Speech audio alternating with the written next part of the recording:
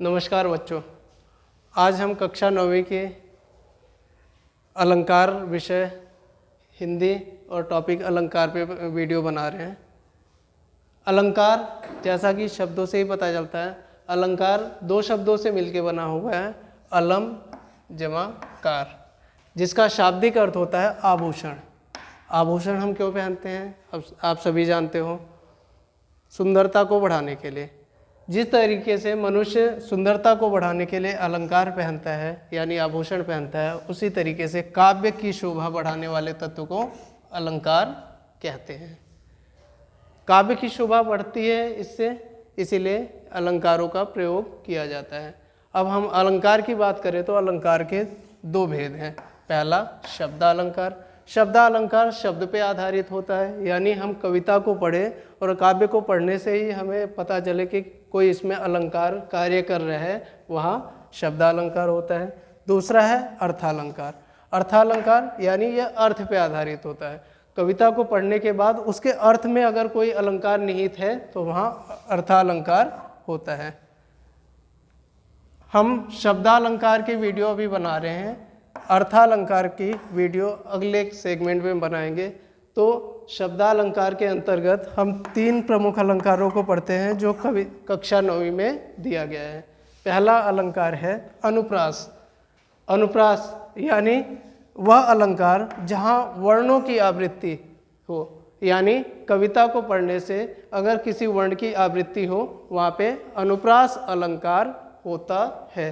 जैसे रघुपति राघव राजा राम, आप देखेंगे इस कविता में र र र वर्ण की आवृत्ति आ रही है, अतः यहाँ पे अनुप्रास अलंकार है। दूसरा अलंकार की बात करें तो यमक अलंकार है।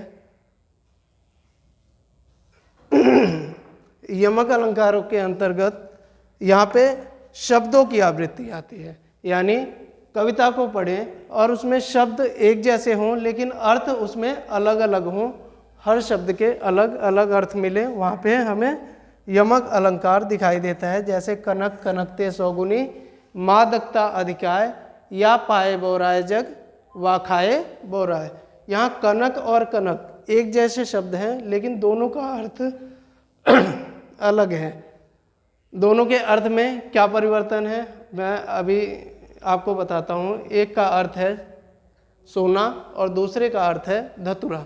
यहाँ कनक और कनक, सोना और धतुरा, एक पाने से लोग पागल हो जाते हैं तथा दूसरा खाने से लोग पागल हो जाते हैं। तीसरा अलंकार है श्लेष अलंकार।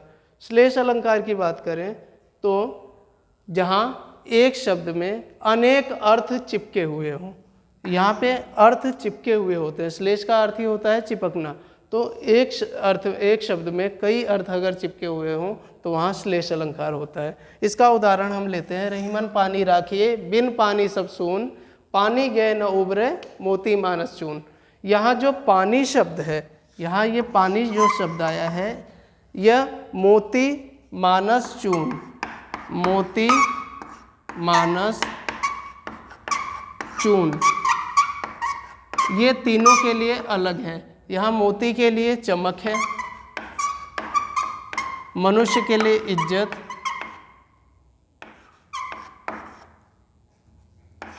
और चूने के लिए पानी। यानी इस पानी में हमें श्लेष अलंकार दिखाई देता है क्योंकि ये तीनों के लिए अलग अलग अर्थ दिखाई दे रहे हैं।